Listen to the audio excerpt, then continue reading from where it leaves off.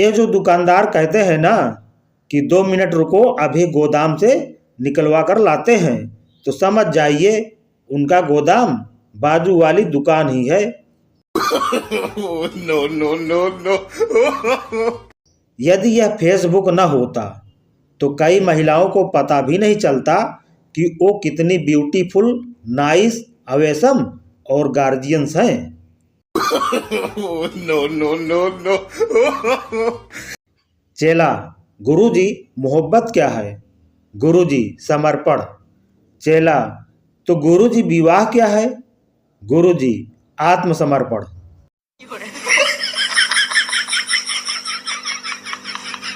एक जंगल के आदिवासी क्षेत्र में एक नई शिक्षिका की पोस्टिंग हुई। जब शिक्षिका बच्चों के पास पहुंची और उसने पूछा, आपके पुराने वाले अध्यापक कैसे थे? तो सभी बच्चे एक साथ चिल्लाए और बोले, बहुत ही स्वादिष्ट थे मैडम जी।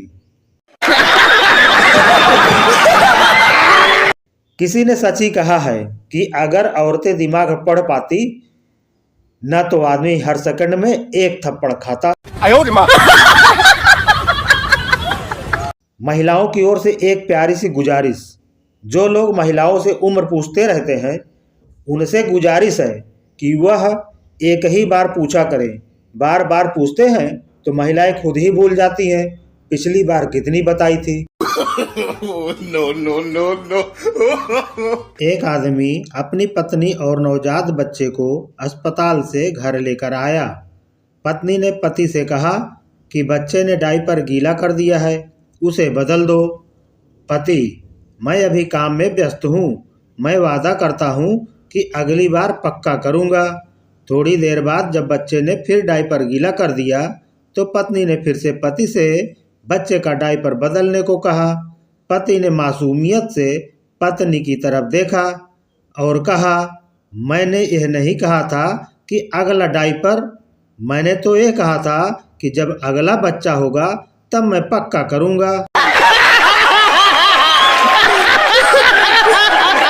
एक महिला रोते हुए एक चर्च में पहुंची तो चर्च में उपस्थित फादर ने उससे पूछा, अरे तुम किस लिए रो रही हो? वो कहने लगी, फादर, मैं आपको एक दर्दनाक खबर सुनाने आई हूँ। पिछली रात मेरे पति की मृत्यु हो गई। फादर ने कहा, ओहो, ये तो सच में बहुत बुरा हुआ। अच्छा ये बताओ, क्या उसकी कोई आखिरी इच्छा थी?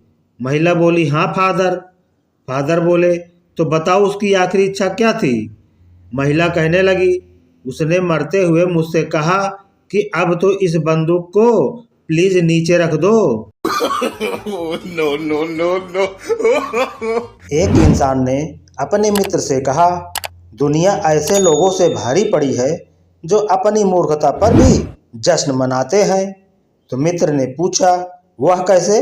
मैं तुम्हारी बात समझ नहीं पाया।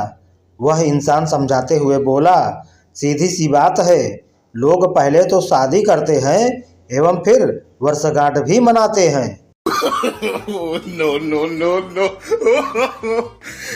एक खबर पत्र में एक विज्ञापन छपा था। एक विशाल प्रसूत गृह को रख रखाव इंजीनियर की आवश्यकता है। प्रसव का अनुभव अनिवार्य। एक बार एक लड़की अपने बॉयफ्रेंड को घर ले आई और अपने पिता से कहा कि वह उससे शादी करना चाहती है। पिता ने उस लड़के से थोड़ी देर बात की, फिर बेटी को अकेले में ले जाकर कहा, तुम उससे शादी नहीं कर सकती, ये तुम्हारा सौतेला भाई है। लड़की कुछ दिनों बाद एक दूसरे लड़के को लेकर आई। पिता ने उसका परिचय जानने के बाद उस लड़की से कहा, तुम इससे भी शादी नहीं कर सकती क्योंकि ये भी तुम्हारा सौतेला भाई लगता है। इसके बाद लड़की कुछ और लड़कों को लेकर आई और पिता ने सभी को सौतेला भाई करार देकर ठुकरा दिया। गुस्से से तमतमाई लड़की अपनी माँ के पास पहुंची और बोली, माँ, तुम जिंदगी भर हाथ पर हाथ धरे बैठी रही और पिताजी पूरे शहर में गुलछर्रे उड़ाते रहे। माँ ने पूरी बात सुनी और प्यार से कहा, तू चिंता मत कर, इनमें से जिस लड़के से चाहे शादी कर सकती है क्योंकि ये तेरे असली पिता ही नहीं है। कक्षा में टीचर ने बच्चों को कुछ प्रश्नों के जवाब याद करने को दिए। अगले दिन टीचर ने एक बच्चे से पूछा, अच्छा रोहन, मृत सागर के बारे में तुम क्या जानते हो?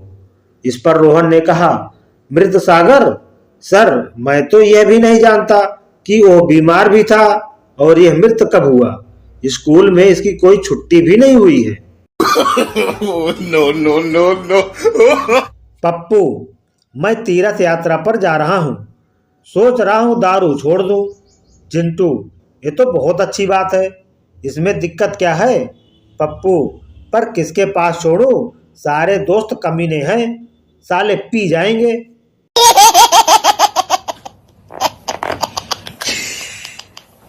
एक जमाना था जब प्यार में लोग अमर होते थे, फिर समय आया लोग प्यार में अंधे हो जाते हैं।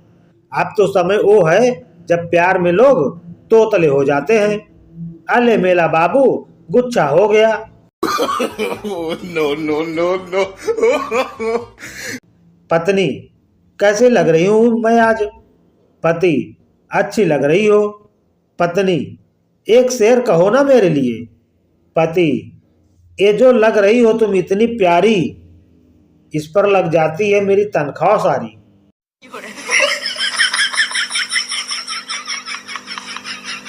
ट्रेन में सफर कर रहा था, सामने बैठी आंटी ने पूछा, कहाँ के हो बेटा? मैंने कहा, मेरी शादी हो गई है आंटी, अब मैं कहीं का नहीं रहा। शादी क्या होती है ये समझने के लिए एक वैज्ञानिक ने शादी कर ली। अब उसको समझ नहीं आ रहा कि विज्ञान क्या होता है। बॉयफ्रेंड, जानू मेरे सिर में दर्द है। गर्लफ्रेंड, ओ मेरा सोना, हाँ, अब सही हुआ? बॉयफ्रेंड, हाँ बेबी। पास खड़ा डॉक्टर, लानत है MBBS की डिग्री पर।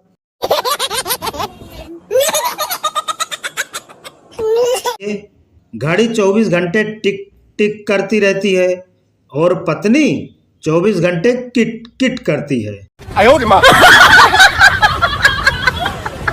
घड़ी की सुइयां घूम फिरकर वहीं आ जाती है।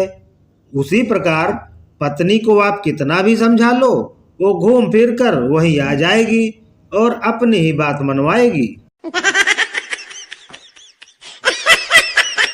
घड़ी बिगड़ जाए तो मैकेनिक के यहाँ जाती है, पर पत्नी बिगड़ जाए तो मायके जाती है।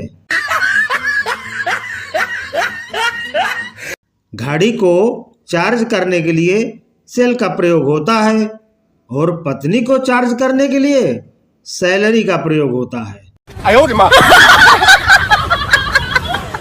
विषमताएं देखिए, घड़ी में जब 12 बजते हैं तो तीनों सुइयां एक दिखाई देती हैं, लेकिन पत्नी के जब 12 बजते हैं तो एक पत्नी भी 3-3 दिखाई देती है। घड़ी के अलार्म बजने का फिक्स टाइम है, लेकिन पत्नी के अलार्म बजने का कोई फिक्स टाइम नहीं है। घड़ी बिगड़ जाए तो रुक जाती है, लेकिन जब पत्नी बिगड़ जाए तो शुरू हो जाती है। सबसे बड़ा अंतर ये कि घड़ी को जब आपका दिल चाहे बदल सकते हैं, मगर पत्नी को चाह कर भी बदल नहीं सकते। उल्टा पत्नी के हिसाब से आपको खुद को बदलना पड़ता है।